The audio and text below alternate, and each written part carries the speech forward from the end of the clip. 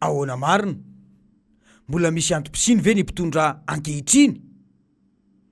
Efa ela no nandrenesana fa tany andalam-pandrosoany Madagasikara.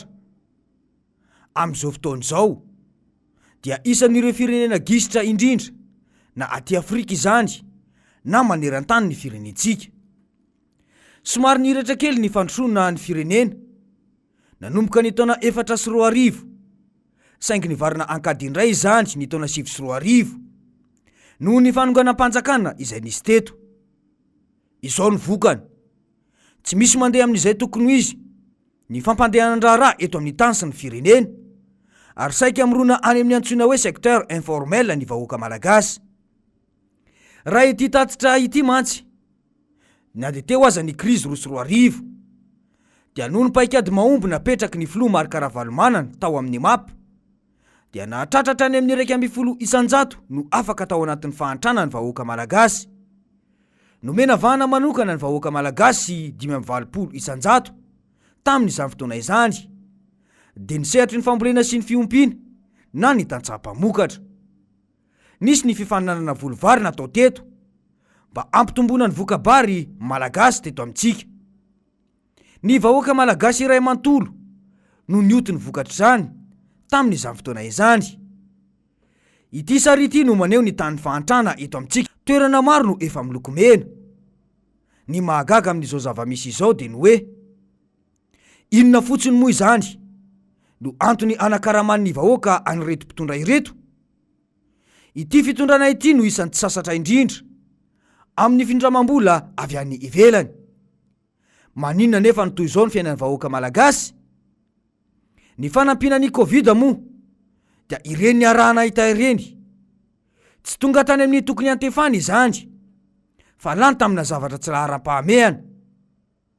Ireo 4x4 na ny fiara tsy mataho-dalana izay nampiasaina tamin'ireny, izay tsy hita ny asa intsony tamin'ny ity andehan'ny faharoa ny aretina ity. Fa natao aiza? Sa nomena aniza? Izany no antony itakina ny mangarahara foana. Saingy matoa ny mpitondra tsy sahy mamoaka izany ho an'ny vahoaka malagasy dia ao raha. Ity mantsy no valiteny nataon'ny mpikamba ny governemanta eo anivon'ny ministeran'ny fitantanam-bola Omaly Zoma raha nanontaniana mahakasika izany. Ihany koa mbola mpanohitra ihany procès d'intention ihany koa ny azy kanefa ho valiko. Gamba tsy dia sarotra ihany azonao atao ihany maka torohevitra aty aminay raha ohatra ka maniry na tsy mahay manao calcul ianao dia azontsika hifanampian'izay. Izany ve no atao hoe mpitarika? Izany fomba fiteny izany dia midika mazava fa tsy hanome mangarahara ho an'ny vahoaka malagasy mihitsy izao fitondrana izao momba ny fandanian'izy ireo ny volam-bahoaka. Solombavam-bahoaka ny Madagasikara no nanontany, izay mazava ho azy fa solotena ny vahoaka malagasy. Midika ve izany fa diso ny vahoaka malagasy amin'ny fangatana ny mangarahara izay nandaniany mpitondra ny volany? Tsy vola ny mpitondra na vola avy any am-paosin'ny mpitondra akory no tantanin'izy ireo eto, fa vola ny vahoaka malagasy. Dia hoy ny solombavam-bahoaka hoe Faingana kely sika tamin'ny herinandro ambony iny nisy ny asam-bomiera ny asam-vomiera mikasika ny vomiera ny fitantanam-bola zay nandinihana ny loi de finance rectificative nangataka izahay ny atongavan'io ministra io teo anatrehany ny asam-bomiera nandritra ny fotoana nanaovana zany asam-bomiera zany nanomboka la zoma sabotsy lahady latsinainy. Zato moa zany tsy nasiana izy nefa nisy olana goavana be nila mivahana atao satria fiainam-pirenena no dinihana anatran'izany fitenena ny fitantanam-bola ny teti-bolam-panjakana zany. Rehefa tonga ty amin'ny séance plénière fivorian'ny hitambarana ny ministra vao tonga satria efa vita daholo ny asan'ny teknisiana ary aty izy vao moeraoera sy mahasahy miteny ohatr'ireny. Rehefa masom-bahoaka ohatran'ireny no miteny hoe lazaina fa procès d'intention no ataon'ny solombavam-bahoaka tim eto zay dia miteny hoe izy misy ankamany raha misy ny ministra tokony tsofina voalohany raha zany filohan'ny republika zany prime ministre dia izy ny ministra tsy mahavita ny asany amin'ny tokony izy. Marina ny tenin'ny filohan'ny antemera-pirenena tamin'ny fotoana nanaovana ny fidianana ny LFI tamin'ny volana desambra dia hoe any amin'ny ministeran'ny raharaham-bahiny ministra ny raharaham-bahiny mety anao satria anao diplomate loatra fa tsy aty amin'ny ministerany fitantanam-bola.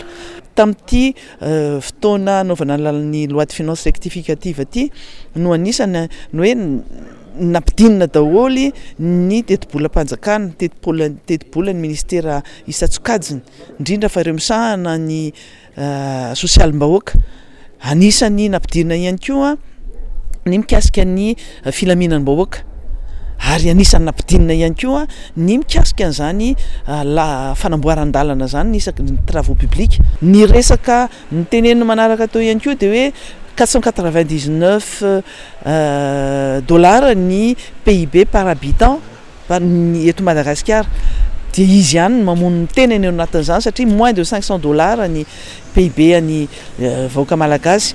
Izy moa zany mahay calcul be zay tsy nianatra calcul nanao matematika kely ary tsy naintsy main zany calcul zany fa izy moa mahay be zay le hoe olona bac plus 30 angambany mampianatra ny olona hoe andana ta raisony formule atsoy raha ohatra ka misy tsy hay le izy zay no teny anazy hoe atsoy ny olo-kafa ampianatra anao be koa fa tsy amin'ny toerana misy anao io no mendrika anao. Marina mihitsy izay voalazany izay tsy mendrika ny atao hoe hitarika ny olona tahaka izany ary izay ihany no mampitika izy ny firenena amin'izao io satria every ny mpitondra ankehitriny io fa azy irery Madagasikara io valiteny io mantsy dia midika mazava fa bady daholo ny vahoaka malagasy ka mila ampianariny inga minisitra. Ity ihany koa mantsy no fangataham-panazavana nataony resolom-bavam-bahoaka ireo. Ho anay ministra ho anay ao amin'ny jirama zany tonga dia asika fitenenana voalohany mba tsara jerena ny tension na jiro efa tenenina foana moa zany io fa 110 volt tompoko raha amin'ny faritra avakatrano iny na ty amin'ny faritra lasora na iny asabotsina mena amin'ny ambonorina iny dia rehefa tsy mazaka izy io dia tapaka foana ny jiro indrindra amin'ny oran'ny fijerevana vaovao dia mba tsara jereny zay zavatra zay ary eo ihany koa ny hoe hosolona roa le transfond zay efa nanatonana tamin'ny DG an-jirama kanefa hatramin'izao dia tsy misy fikarakarana tsy fantatra hoe inona le antony. Mila zavaina zay zavatra zay eo ihany koa zany ny fakturana jiro zay miovaova be noho ny antony rehefa nantanina ny olona dia hoe zahay mpanjiva no lasa mpanao relevé fa nakaiza mpanao relevé ny jirama fa rehefa tsy manao an'le relevé anao dia lasa fois 4 fois 5 facture fandoavana isan'andro no lasa lohan'ny mpanjiva zany ka mila jerevana manoko an'izay tompoko. Tokony ho fantatra ireo mpitondra ireo fa fahefana nampindramina no ireharehan'izy ireo io fa ny vahoaka ny tena tompom-pahefana tsy misy ny mangarahara ny fanondranana antsokosoko sy ny maro hafa manginy fotsiny. Raha ny antotanisana voaka ny agence nationale de la filière or dia manondrana volamena 2,7 tonnes i Madagasikara tamin'ny taona 2024 iny. Raha toka 3,2 tonnes kosa ho an'ny taona 2024 izay tsikaritra fa nahitana fidina ny 20,100.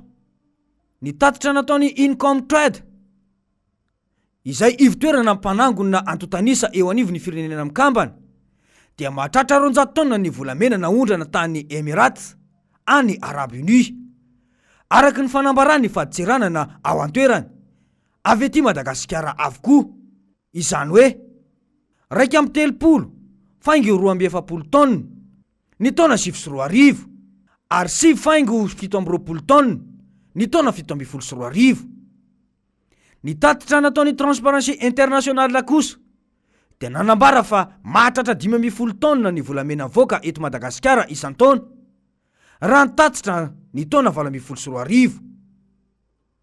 Maro moa ireo loharanom-baovao manamafy fa mitoy hatrany izany fanondranana volamena izany nandritra ny fihibohana iny. Raha ny angom-baovao dia teratany vahiny no tena betsaka mampiasa vola amin'ny fitrandrahana volamena eto amintsika. Ny maro amin'izy ireo dia miaraka amin'ny ekipa amin'ny mpitondra fanjakana na mpandraraha akaiky fanjakana. Ireo malagasy mpandraraha ihany anefa no midoboka amponja sy mbola ifanenjehana any anaty ala amin'izao fotoana izao.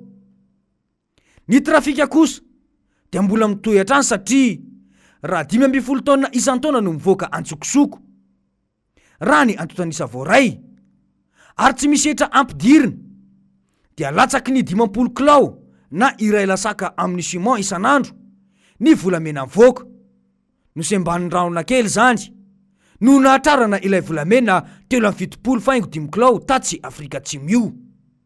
Izany aza moa dia tsy fantatra mazava ny tena toy ny raharaha io amin'izao fotoana izao. 770 isan-jato ny vahoaka malagasy no miaina ao anatin'ny fahantrana amin'izao fotoana izao. Raha ny antotanisa azo farany mahantra ambony arena ny vahoaka malagasy fa ny mpitondra sy ny manodidina azy ihany no migoka ny mamy eto. Porofon'izany zava-misy any Atsimo io. Ny mpitondra rehetra izay nifandimby teo dia samy niatrika io kere io avokoa. Saingy tamin'izao fitondrana izao ihany no nahitana fahantrana manara-penitra sy kere manara-penitra tany amin'ny faritra iny. Dia mipetraka ny fanontaniana hoe mbola misy ilana azy ve ireto mpitondra ireto? Fa ahoana mariny?